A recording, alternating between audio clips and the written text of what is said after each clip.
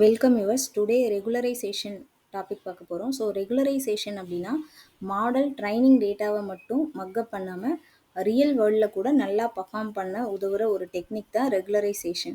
So இது எதுக்காக use பண்ணுறோன்னா ஓவர் ஃபிட்டிங்கை குறைக்கிறதுக்கு. இதில் 3 டைப் இருக்குது: drop out, L1 regularisation, L2 regularisation.